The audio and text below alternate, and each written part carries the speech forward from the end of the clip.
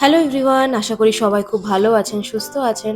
আমি কমলিকা ম্যাডলি বংলির নতুন একটা ব্লগে আপনাদের সবাইকে স্বাগত জানাই। আমার লাস্ট ব্লগটাতে আপনারা সবাই দেখেছিলেন যে আমরা দার্জিলিংয়ের আশেপাশেই সেই দিনটা ঘুরে নিয়েছিলাম। আজকে দার্জিলিংয়ে আমাদের তৃতীয় দিন। তো আজকের দিনটা আমরা একদম প্ল্যান করেছি ভোরবেলা বেরিয়ে যাব মিরিকের জন্য। আর দার্জিলিং থেকে মিরিক যাওয়ার পথে যে যে জায়গাগুলো পড়ে সেগুলো সব আমরা দেখব এবং আপনাদের সাথেও শেয়ার করব। সকালবেলার ওয়েদারটা কিন্তু হোমস্টে থেকে ভীষণ ভালো লাগছিল। আর সব থেকে আশ্চর্যজনক কথা হচ্ছে কাঞ্চনজঙ্ঘা দেখা যাচ্ছিল। তো দিনটা তো শুরু হয়েছে খুব ভালোভাবেই। আমরা সকালে ব্রেকফাস্টে হোমস্টে থেকে রুটি আর আলুর তরকারি খেয়ে বেরিয়ে পড়বো আজকের জন্য। তো আজকের ব্লগটা দেখুন, যদি ভালো লাগে অবশ্যই একটা লাইক করে দেবেন, চ্যানেলটাকে অবশ্যই সাবস্ক্রাইব করে দেবেন। সাথে থাকুন, পাশে থাকুন, দেখতে থাকুন ম্যাডলি বংলি। বাজে এখন সকাল ওই ৯টা মতো। আমরা হোমস্টে থেকে বেরিয়ে পড়েছি আমাদের আজকের যাত্রাপথ মিরিকের জন্য। এবং এই যাত্রাপথের আমাদের প্রথম দর্শনীয় স্থান হচ্ছে ঘুম মনেস্ট্রি। তো আমরা প্রথমেই চলে এসেছি ঘুম মনেস্ট্রিতে। ঘুম মনেস্ট্রি অ্যাকচুয়ালি দার্জিলিংয়ের দর্শনীয় স্থানগুলোর মধ্যে অন্যতম একটা, যেটা ৮,০০০ ফুট উচ্চতায় অবস্থিত। এবং এটি বিখ্যাত এখানে যে ১৫ ফুট উচ্চতার একটি গৌতম বুদ্ধের মূর্তি আছে সেটির জন্য। এখানে দূর দূরান্ত থেকে মানুষ কিন্তু দেখতে আসে তিবেতান আর্কিটেকচার। আমরা এখন কোথায় আছি? আমরা এখন আছি ঘুম মনেস্ট্রি। ইয়েস, চলো।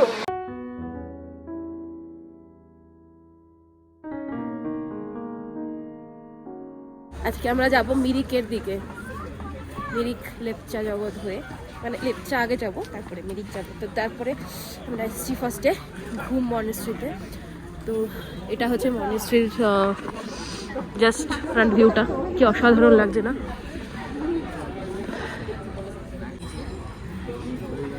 ভালো লাগছে দেখতে। দার্জিলিংয়ে যদি আপনারা প্রথমবার যান তাহলে ঘুম অথবা ডালি এই দুটোর মধ্যে যে কোনো একটা মনেস্ট্রি আপনারা দর্শন করতে পারেন। ভীষণ ভালো লাগবে যখন আপনারা মনেস্ট্রির ভেতরে ঢুকবেন। ওদের যে শান্ত পরিবেশ আর চারিদিকে একটা অদ্ভুত সাইলেন্স যেন মনটাকে সত্যিই শান্ত করে দেয়। মানে ভাবা যায় না এতটা সুন্দর ভেতরের যে ভাইবটা, সেটা না দেখলে কিন্তু কেউ বিশ্বাস করবে না। আমি পাহাড়ে যখনই যাই চেষ্টা করি সেখানকার লোকাল কোনো মনেস্ট্রিটা একবার দর্শন করার। ১৫ ফুট উচ্চতার এই গৌতম বুদ্ধের মূর্তিটা কিন্তু এখানে মোস্ট আকর্ষণীয় একটা জিনিস দেখার মতো। ভেতরের প্রত্যেকটা আর্কিটেকচার দেখেছেন কি নিখুঁতভাবে সুন্দর করে করা, এবং প্রত্যেকটা শিল্পকলার মধ্যে ধরে রেখেছে তিবেতান শিল্প, যেটা পরিষ্কারভাবে দেখা যাচ্ছে কিন্তু এদের এই যে শিল্পকলা, এই যে আর্কিটেকচার রয়েছে তার মধ্যে। কি ভীষণ সুন্দর লাগছে না? হ্যাঁ, অবশ্যই দেখার মতন একটা জিনিস, একবার হলেও আপনারা দর্শন করতে পারেন।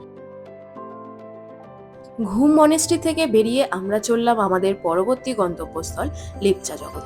লেপচা জগতে দেখার মতো যেটা আছে সেটা হচ্ছে পাইন ফরেস্ট। সেই ঘন সারি সারি লাইন দিয়ে দাঁড়িয়ে থাকা পাইন গাছগুলোর মধ্যে যেন একটা অসম্ভব আকর্ষণ জড়িয়ে রয়েছে। সেখানে না গেলে সেটাকে আপনারা উপলব্ধি করতে পারবেন না। যারা অলরেডি দার্জিলিং লেপচা জগৎ এসেছেন, পাইন ফরেস্ট ঘুরেছেন, আশা করি তারা আমার কথাগুলো একদম সঠিকভাবে বুঝতে পারবেন যে কতটা সুন্দর এই পাইন ফরেস্ট। ভেতরে না গেলে সেটা বোঝা যায় না। তো বাবা মাকে আমি এই জায়গাটাও দেখানোর জন্য ছাড়লাম না। তো ২০ টাকা করে এন্ট্রি ফি নেয়, এবং সেটা দেওয়ার পরে যখন ভেতরে যাবেন আপনারা চাইলে যতটা ইচ্ছে উপরের দিকে উঠতে পারেন, কিন্তু খুব সাবধানে উঠতে হবে। কারণ বৃষ্টির জন্য পাইন ফরেস্টের মানে ভেতরে মাটি কিন্তু খুব আলগা। মানে যদি আপনাদের জুতো হট করে স্লিপ করে যায় তাহলে কিন্তু আপনাদের হাতে পায়ে চোট লাগতে পারে। তো একটু দেখে শুনে আস্তে আস্তে ধীরে ধীরে উপরের দিকে আপনারা যতটা খুশি উপরে উঠতে পারেন। তবে পাইন ফরেস্ট যেহেতু সবসময় মেঘে আচ্ছন্ন হয়ে থাকে, বৃষ্টির পরিমাণ কিন্তু এখানেই বেশি। আর ভূগোলের বইতে তো আমরা ছোটবেলায় পড়েছিলাম যে পাইন ফরেস্টগুলোর জন্যই একমাত্র বৃষ্টি কিন্তু আসে, মেঘ জমা হয় এবং বৃষ্টির পরিমাণ বাড়ে শুধুমাত্র এই পাইন ফরেস্টগুলোর জন্য।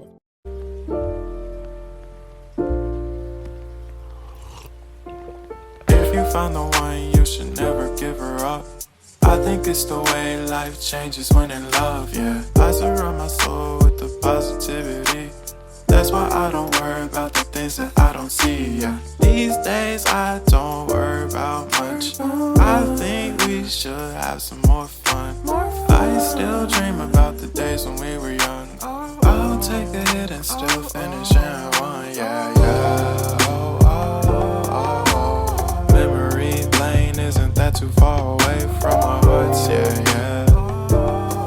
ones we keep close, we should never let go. So tell me who you love, baby. Take a moment to unwind, fix yourself and realign. আমরা বেশ খানিকটা উপরে উঠতে পেরেছিলাম, তবে বাবা মা যেহেতু বেশি হাঁটতে পারে না, তো মা বাবা টুক করে নিচে নেমে এসে বাইরেই চায়ের দোকানে অপেক্ষা করছিল। প্রথম দিকে আমরা খুঁজে পাচ্ছিল না বলে একটু টেনশন হচ্ছিল, কিন্তু তারপর দেখলাম মা হাত রেখে আমাদেরকে ডাকছে যে এখানে আমরা বসে আছি। তো সেখান থেকে একটু চা খাচ্ছি, এরপর বেরোবো আমরা আমাদের পরবর্তী গন্তব্যস্থল। একটা জিনিস আপনাদেরকে বলে রাখি, যদি আপনারা পাইন ফরেস্টের মধ্যে যান এবং উপরের দিকে উঠতে চান, তাহলে অবশ্যই কিন্তু খেয়াল রাখবেন নিজেদের গা হাত পা বা পায়ের প্রতি, কারণ যেহেতু ভিজে মাটি থাকে আর ভেতরটা সবসময় স্যাঁতস্যাঁতে হয়ে থাকে, তো পোকামাকড়, জোক, কেঁচো এগুলোর কিন্তু ওখানে থাকার চান্সেস খুব হাই, তো যেটা ওখানে বর্ষাকালে কিন্তু ভীষণ পাওয়া যায়। তো সেটার জন্য আপনারা খুব সাবধানে থাকবেন। আমরা চলেছি আমাদের পরবর্তী গন্তব্যস্থল সীমানা বা গলিতার ভিউ পয়েন্ট। সীমানা মানে সবাই আশা করি বুঝতে পারছেন, যেটাকে বলা হয় বর্ডার। হ্যাঁ, ভারত আর নেপালের বর্ডার। এই এরিয়া থেকে আপনারা দেখতে পাবেন নেপালের অনেকখানি অংশ, এবং অবশ্যই সেখান থেকে মানেভঞ্জন বা সান্দাকফু এই জায়গাগুলোও কিন্তু ভালো ভিউ পয়েন্ট আছে। তো আমরা সেখানেই যাচ্ছি, ওখানে কিছুটা টাইম স্পেন্ড করব, তারপর আমরা চলে যাব আমাদের পরবর্তী গন্তব্যস্থল।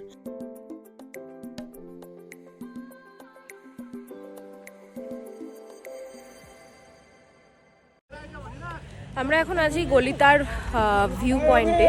তো বেসিক্যালি এখান থেকে নেপাল, মানেভঞ্জন, তো উপরের পুরো বর্ডার এরিয়া যেটা, তো সব দেখা যায়। তো সেই জায়গাটাই এখন আছি, আর ভীষণ সুন্দর, মানে এত সুন্দর ভিউ পয়েন্ট, এত সুন্দর লাগছে। আমি ব্যাক ক্যামেরা করে আপনাদেরকে দেখাবো। ওয়েদার খুব একটা ভালো না, আজকে সকাল থেকে ভীষণ মেঘলা করে আছে, মানে শুধু মেঘ নয়, বৃষ্টির সাথে, মানে weather is very bad today here. তো তবুও তার মধ্যে আমরা বেরিয়েছি দেখার জন্য, বাট এখন গলিতারে আছি। এরপরে আমরা যাচ্ছি মিরিক, পশুপতিনাথ মার্কেট, সব আস্তে আস্তে দেখাবো। তো আপাতত দেখিয়ে নিই এই গলিটার ভিউ পয়েন্ট থেকে যে বর্ডারের যে লোকেশন বা ভিউটা। তো দেখুন, আমি ব্যাক ক্যামেরা করছি। If you find the one, you should never give her up. I think it's the way life changes when in love, yeah. I surround my soul with the positivity. That's why I don't worry about the things that I don't see, yeah. These days I don't worry about much. I think we should have some more fun. I still dream about the days when we were young. I'll take a hit and still finish in one, yeah, yeah. এখান থেকে কি হয়, কি কি দেখা যায় তোর বলে দাও। এই তো নেপাল, সামনের দিকটা নেপাল। আচ্ছা, ওই দিকটা নেপাল। এখানে একটা মার্কেট আছে ছোট, ভালো খাবার দাবার খুব সুন্দর পাওয়া যায়। এর আগের বারে যখন এসে ওখানে একটা ভালো ভিউ পয়েন্ট আছে, বেঞ্চে বসে হ্যাঁ আরাম করে মোমো খাও। ও আচ্ছা, ওই যে যেখানটাতে সবাই বসে আছে, এই যে এখানে। ও ওকে, নাইস, সুন্দর। মেঘটা শুধু একবার দেখো কিরকম লাগছে দেখতে, ক্যামেরা ঠিক আসে না, কে আইফোন কাটিয়ে দেয়, নালে বোঝা যাবে না। হ্যাঁ, ওখানে জুম করলে ওখানে যেতে উঠছে, ওটা দেখতে। দেখি দর্শক বন্ধুদের দেখানো যায় কিনা। বাহ, এই হচ্ছে মেঘের হাল। আমি যতটা ফোনে জুম করা সম্ভব করেছি, তো দেখে হয়তো বোঝাই যাচ্ছে কতটা লেভেলে মেঘ জমে আছে পাইন ফরেস্টের ওপরে। একবার দেখুন। That too far away from our hearts, yeah, yeah. The ones we keep close, we should never let go. So tell me who you love, baby. Take a moment to unwind, fix yourself and realign yourself with the world, baby. Breathe slow, baby. পাহাড়ে না আসলে এই সৌন্দর্যগুলো সত্যি উপলব্ধি করা যায় না। মানে আমি জানি না কজনের আপনাদের পাহাড় ভালো লাগে, বাট পাহাড় ভালো লাগে না এরকম মানুষও হয়তো ভীষণ কম। তো আমার তো ভীষণ ভালো লাগে, মানে বছরের মধ্যে 3-4 বার যদি কেউ আমাকে বলে পাহাড়ে যেতে হবে, আমি রাজি আছি। মানে I am always ready for পাহাড়। আর এত ভালো লাগে দেখতে, মানে না দেখলে বিশ্বাস হবে না। তো যাই হোক, বেরিয়েছি, এরপরে আরও অনেক প্ল্যানস আছে, চলুন আপনাদের সাথে সব কিছু শেয়ার করব।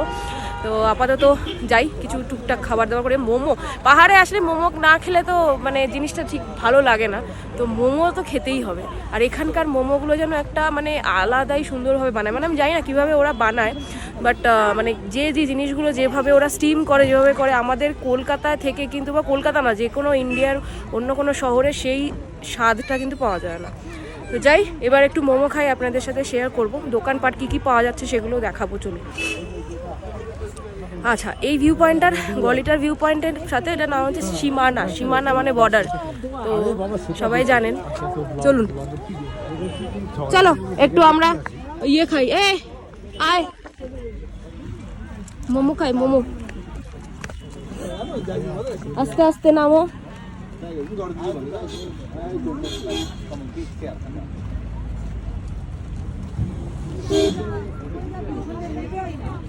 বাবা মা কিন্তু হেভি সার্ভিস দিচ্ছে আমার, দেখুন। মানে আমরা যতটা না হাঁটতে পারছি, আমার বাবা মা কিন্তু বিভৎস সার্ভিস দিচ্ছে কাল থেকে। দেখে আসো, এই যেগুলো কিন্তু ড্রেন আছে সামনে দিয়ে, এখান দিয়ে চলে আসো, ড্রেনটা ক্রস করে নাও। কিছু জিনিস আপনাদের এই সীমানা ভিউ পয়েন্ট সম্বন্ধে আগে থেকে জানিয়ে রাখি। সেটা হচ্ছে এখানে প্রত্যেকটা গাড়িওয়ালার সাথে কিন্তু দোকানগুলো টাই আপ করা, তাই আপনাদের ড্রাইভার আপনাদেরকে যেখানে দাঁড়াতে বলবে আপনারা কিন্তু সেখানেই ওয়েট করবেন। এবং খাবার দাবার মোটামুটি সব দোকানে একই রকম। সব থেকে আশ্চর্যজনকভাবে যেটা দেখলাম সেটা হচ্ছে প্রচুর ভ্যারাইটি অফ চকলেট রয়েছে। মানে আপনারা যদি মনে করেন বাড়ির জন্য প্রচুর চকলেট নিয়ে আসবেন, সেখান থেকে কিন্তু অনায়াসে নিয়ে আসতে পারেন। চকলেট অনেক রকমের অ্যাভেলেবেল আছে, আর দামও খুব একটা বেশি না। সাথে তো শীতের জামা কাপড় এই জিনিস তো রয়েছেই, যেগুলো আমরা নর্মাল দার্জিলিংয়ের মার্কেটেও দেখতে পাই। তবে যেটা মেন দর্শনীয়, যেটা যেটা যেটা অ্যাট্রাকটিভ লাগলো আমার, সেটা হচ্ছে চকলেট। আর শীতের জামা কাপড় তো আপনারা পাবেনই, কিন্তু অসম্ভব সুন্দর এখানে সব চকলেট রয়েছে। প্রত্যেকটা দোকানে চকলেটের প্রচুর কালেকশন। চকলেট খুব ফেমাস। তো আলটিমেটলি কোন চকলেটটা নিচ্ছি সেগুলো দেখাবো আপনাদের সাথে, বাট আমি একবার জাস্ট ঘুরিয়ে দোকানগুলো দেখিয়ে নিচ্ছি। এই দেখুন কত चॉकलेट। ये चॉकलेट का प्राइस कैसा है? सब अलग अलग है, 5 करके। और पैकेट जो है बड़ा 150 पैकेट है।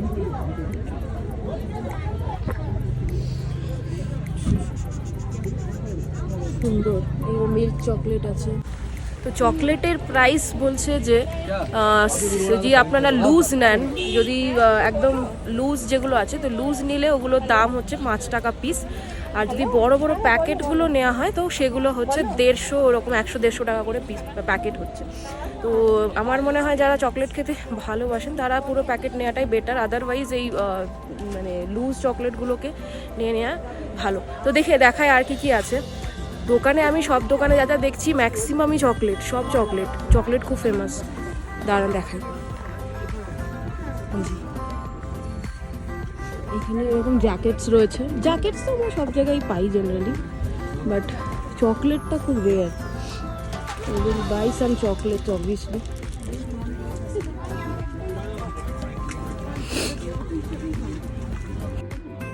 ওই যে দূর থেকে আমি যে মেঘগুলোকে আপনাদের দেখাচ্ছিলাম জুম করে, এটা আর জুম করার দরকার নেই, আশা করি বোঝাই যাচ্ছে কতটা সুন্দর এখানে লাগছে। আর প্রত্যেকটা মানে স্পেসে দেখুন মেঘগুলো কিভাবে যাচ্ছে। যখন রাস্তা দিয়ে যাওয়া আসা করা হয় তখন বোঝাই যাচ্ছে যে আমরা মেঘের মধ্যে দিয়ে যাচ্ছি। এখনও কিন্তু আমরা মেঘের মধ্যেই আছি, অ্যান্ড ইটস লুকিং বিউটিফুল। কতটা মেঘ জমেছে। যাই হোক, চলুন এবার একটু কেনাকাটি করা যাক, আর সাথে কিছু খাওয়া দাওয়াও করা যাক। আর একটা জিনিস আপনাদের সাথে শেয়ার করি।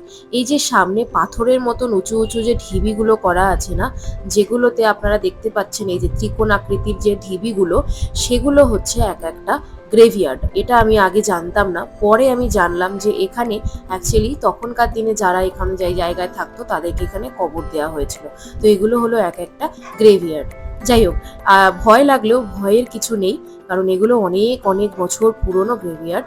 তো তবে একটু রেসপেক্ট দেওয়াটা খুব দরকার। যাই হোক, কিছু চকলেট শপিং করে নিই। মিক্স অ্যান্ড ম্যাচ করে আমি এখানে কিছু চকলেট তুলে নিয়েছি। আপনারা আপনাদের পছন্দ মতো যে কোনো রকমের চকলেট এখানে নিতে পারেন, তবে তোলার আগে দামটা অবশ্যই জিজ্ঞেস করে নেবেন, কারণ সব কিছুর দাম কিন্তু সমান নয়। কোনোটা 5 টাকা আছে, কোনোগুলো আছে 10 টাকা করে। তো আমি এখান থেকে কিছু চকলেট নিয়েছি।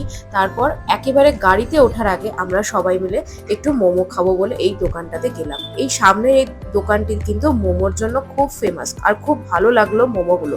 1 plate veg momo, 1 plate chicken momo প্রথমে আমরা নিয়েছিলাম, তারপরে সবাই মিলে খাবো বলে আর 1 প্লেটও চিকেন মোমো নিয়েছি। পাহাড়ে আসবো আর মোমো খাবো না? অসাধারণ এই মোমোটা। এখানে আসলে পাহাড়ে আসলে পাহাড়ি মোমো না আসলে কি পোষায়, যেটা আমি বলছিলাম। টু গুড বানিয়ে টু গুড। আমাদের পরবর্তী গন্তব্যস্থল নেপালের পশুপতিনাথ মার্কেট, যেটি ভারত আর নেপালের বর্ডারে অবস্থিত। যেহেতু বর্ডার এরিয়া, তাই স্বাভাবিকভাবেই একটু সিকিউরিটি মেনটেন করাটাও খুব দরকার। কিভাবে ঢুকবেন, কি কি প্রসেস, সেগুলো সব আপনাদের সাথে শেয়ার করব এই পরের ক্লিপগুলোতে। ও হ্যাঁ, আর সাথে থাকবে এক্সট্রা কিছু টিপসও। এই মুহূর্তে আমরা চলে এসেছি আমাদের ভারত নেপাল বর্ডার পশুপতিনাথ মার্কেটে। তো এবার আমরা এখানে আইডি ভেরিফিকেশন করব, মানে আইডির জন্য এখানে বলছে আধার কার্ড লাগবে অথবা যে কোনো আইডি প্রুফ। তো যেটাতে আপনার government ID proof definitely, pan card চলবে না, ভোটার আইডি কার্ড অথবা আধার কার্ড এগুলো নিয়ে আসলে বেটার হয়। তো সেগুলো নিয়ে আসবেন, আর আমরা সেগুলো কমপ্লিট করব, করে এবার ভেতরের দিকে যাব। তো মার্কেটটা আপনাদের ঘুরিয়ে দেখাবো, বাট তার আগে যা যা ফর্মালিটিস আছে সেগুলো কমপ্লিট করি। যদি সেগুলো ভিডিও করার পারমিশন থাকে ডেফিনেটলি করবো, আদারওয়াইজ মুখে বলে দেবো বা ভিডিও ডেসক্রিপশনে আপনাদেরকে বলে দেবো। তো চলুন আমি দেখিয়ে দিই। এই যে এটা হচ্ছে বর্ডার এরিয়া। এই যে ওয়েলকাম টু লেখা আছে গ্রিন হিল ওশান পশুপতি ফটাক। ঠিক আছে, আমরা এর ভেতরটাতে যাব, তো ডকুমেন্টেশন আর এভরিথিং করব। চলো, ওই ভেতরের দিকটা কি আছে? এই মার্কেট, এখানে একটা মার্কেট, তো এখানে শেয়ার গাড়ি আর নিচে একটা মার্কেট নিয়েছে। ওরে কিচ্ছু ওয়েলকাম টু নেপাল। এইটাই তো নেপাল। ওয়েলকাম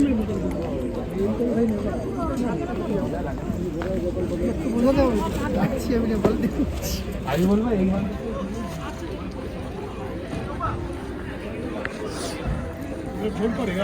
আইডি প্রুফ দেখানোর পরে আমরা নেপালের বর্ডার মানে পশুপতি মার্কেটে ঢুকেছি। তো যেটা বললাম, যে কোনো আইডি প্রুফ হলে হবে, বাট প্যান কার্ড চলবে না, বাট সবার আইডি প্রুফ লাগবে যারা যারা আপনারা আসছেন। যাই হোক, চলুন মার্কেটটা ঘুরিয়ে দেখাই কী কী আছে। এই যে চকলেট তো আপনারা দেখালাম, চকলেট তো প্রচুর আছে, চকলেট তো ওখান থেকে কিনলাম। আরও ভ্যারাইটি অফ চকলেট আছে, টুকটাক আছে জিনিসপত্র। এখানে লেখা রয়েছে ওয়েলকাম। নেপালের মেন পশুপতিনাথ যে মন্দিরটি রয়েছে সেটি হচ্ছে নেপালের কাঠমান্ডু শহরে অবস্থিত। আশা করি সেটা আপনারা সবাই জানেন। এটি হচ্ছে নেপাল আর ভারতের সংলগ্ন বর্ডার এরিয়াতে অবস্থিত ছোট্ট একটা মার্কেট, যেটা নেপালের ঢোকার একটা জায়গা। তো এখানে আসলে মোটামুটি আপনারা বলতেই পারেন যে আমরা নেপালটা ঘুরে এসেছি বা নেপালে একটা পা রেখে এসেছি। তো যাই হোক, সেই এক্সপিরিয়েন্সটা করার জন্যই এই পশুপতিনাথ মার্কেটটা দর্শন করতে আসা। মেন যে বর্ডার এরিয়া বা মেন যে জায়গাটা, সেখান থেকে বড় মার্কেটটা কিন্তু আরও মোটামুটি 2-3 কিলোমিটার নিচে একটু হেঁটে যেতে হবে। তো যারা হাঁটতে পারবেন তারা ভালো, আর যারা হাঁটতে পারবেন না তারা ওই একদম বর্ডারের যে শুরু যেখান থেকে আমরা ঢুকলাম সেখানে গাড়ি ভাড়া পাওয়া যাচ্ছিল। শুধুমাত্র মার্কেট অবধি আসতে 300 টাকা নেবে, আসা যাওয়া এবং ওখানে হল্ট করবে। আপনারা সেটাও নিতে পারেন, যাতে আসতে আর যেতে আপনাদের কোনো অসুবিধা না হয়। মার্কেটে যাওয়ার আগে আমরা দেখলাম যে এখানে পশুপতিনাথের একটা ছোট্ট মন্দির করা আছে, যেটা মেন পশুপতিনাথ মন্দিরের আদলে তৈরি, বা ওখানেই ওই দেবতাকে মেনে ওনারা এখানে একটা ছোট্ট মন্দির বানিয়ে রেখেছেন। তো সেই মন্দিরটা জাস্ট ঢুকলাম একটু দর্শন করার জন্য। তো বেশ সুন্দর লাগলো, মানে আশেপাশটা একটু খালি খালি শান্ত, দেখে মনে হলো যে খুব বেশি দিন হয়তো এটা বানানো হয়নি, যে আর্কিটেকচার দেখে মনে হলো। তবে এখানে ভোলেনাথের মূর্তি কিন্তু একটু অন্যরকম, মানে আমরা যেরকম বিশ্বাস রাখি, তো সেখান থেকে ভোলেনাথের মূর্তি একটু অন্যরকম। তো মন্দিরটার আশেপাশে সংলগ্ন এরিয়াতে দেখলাম যে অন্যান্য দেবতাদেরও বেশ ভালো রূপ আছে। এখানে দেখুন বিষ্ণুর অবতার, বিষ্ণুকে এক রাখা রয়েছে, বিষ্ণুর মূর্তি রাখা রয়েছে। এখানে আছে হনুমানজির এক মূর্তি। তো এরকম মোটামুটি সব দেবতাদেরই এখানে একটি করে মূর্তি বানানো রয়েছে, দেখে তো বেশ ভালোই লাগলো। এবার চলুন মার্কেটটা একটু ঘুরে দেখি, কারণ বেশিক্ষণ এখানে দেয়া যাবে না, আমাদের হাতে সময় খুব কম, যেতে হবে মিরিকে। তো তার আগে যতটা সম্ভব টুকটুক করে মার্কেটটা ঘুরে নিই। খুব একটা আহামরি কিছু দেখলাম না। যেটা ভীষণ আকর্ষণীয় লাগছিল সেটা হচ্ছে নেপালের হ্যান্ডক্রাফটেড বা যেটা হ্যান্ডমেড ব্যাগগুলো দেখছিলাম, সেগুলো ভীষণ দেখতে সুন্দর লাগছিল। আর তার সাথে সাথে সোয়েটার, জ্যাকেট এগুলো তো আছেই, মানে যে কোনো পাহাড়ি এলাকায় এগুলো খুব কমন।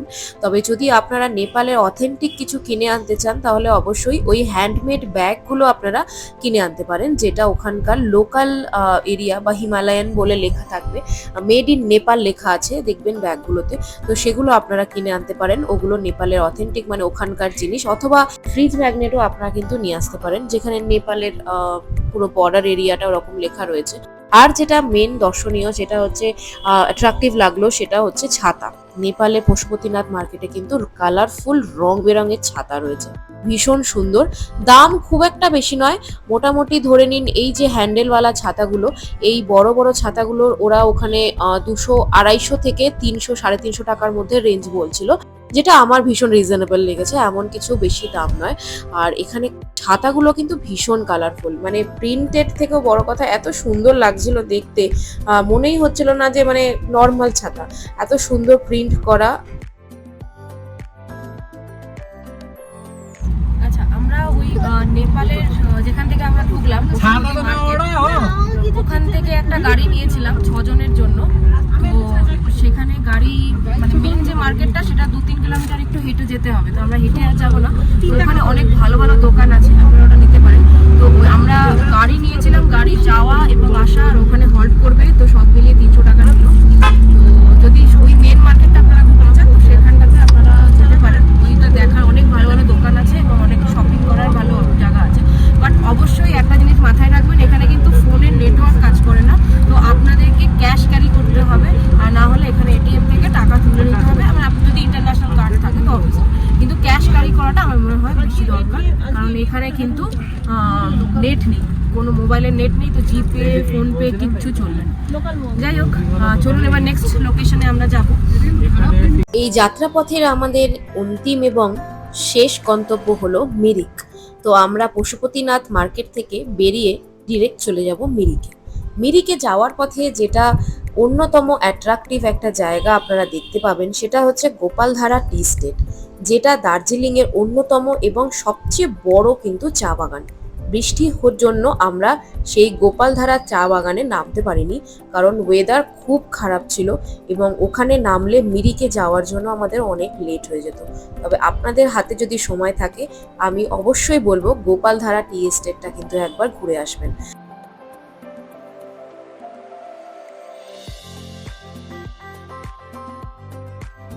যাই হোক, আমরা চলে এসেছি মিরিকে। মিরিকে আমি এই প্রথমবার আসলাম। দার্জিলিং আর কার্শিয়াং আশেপাশের এলাকায় আমি যদি আগেও হয়তো অনেকবার ঘুরেছি, কিন্তু মিরিকে আমার এই প্রথমবার। তো মিরিকে আসার পর আমি ভেবেছিলাম যে হয়তো এখানে দেখার মতন আশেপাশে সেরকম কিছু জিনিস থাকবে, বাট যেটা আমি দেখলাম যে সেরকম কিছু আহামরি দেখার ছিল না, শুধু এই লেকটি ছাড়া। তো এই লেকে মোটামুটি বোটিং হচ্ছিল। আমি তো প্রথমে দেখে ভাবছিলাম যে কাশ্মীরের শিকারা রাইড মিরিকের লেকে কি করে চলে এলো। যাই হোক, এইখানে এই লেকটিতে আপনারা চাইলে বোটিং করতে পারেন। যারা বোটিং করতে পছন্দ করেন তাদের জন্য এটা কিন্তু খুব সুন্দর একটা জায়গা, মানে সময় কেটে যাবে খুব সুন্দরভাবে। তো আপনারা বোটিংয়ের জন্য এখানে যেতে পারেন। পাশে একটা দিগন্ত বিস্তৃত মার্কেট রয়েছে। মার্কেট এরিয়া তো আমার মনে হয় যে কোনো পর্যটক স্থানে সব জায়গায় রয়েছে, তো সেটা আমি আলাদা করে আর দেখাইনি। আর বেলা শেষ হয়ে আসছিল, অন্ধকার হয়ে আসছিল, সের জন্য সবাই ভীষণ টায়ার্ডও ছিলাম, তো সব কিছু ধরে ধরে আর ভিডিও করতে পারিনি। তবে যেটুকু দেখানো দরকার সেটুকু আপনাদের সঙ্গে শেয়ার করলাম। এখানে আপনারা হর্স রাইডিংয়ের জন্যও যেতে পারেন। এইটা হচ্ছে হর্স রাইডিংয়ের ওদের চার্জ, যেটা আপনারা নিয়ে এই পুরো মিরিক লেকটা আপনারা ঘোড়ার পিঠে চড়ে ঘুরে আসতে পারেন। যাই হোক, এই ছিল আজকে আমাদের টোটাল দিনের একটা জার্নি। ভীষণ বড় আর ভীষণ টায়ারিং হলেও খুব মজার এবং খুব আনন্দের ছিল।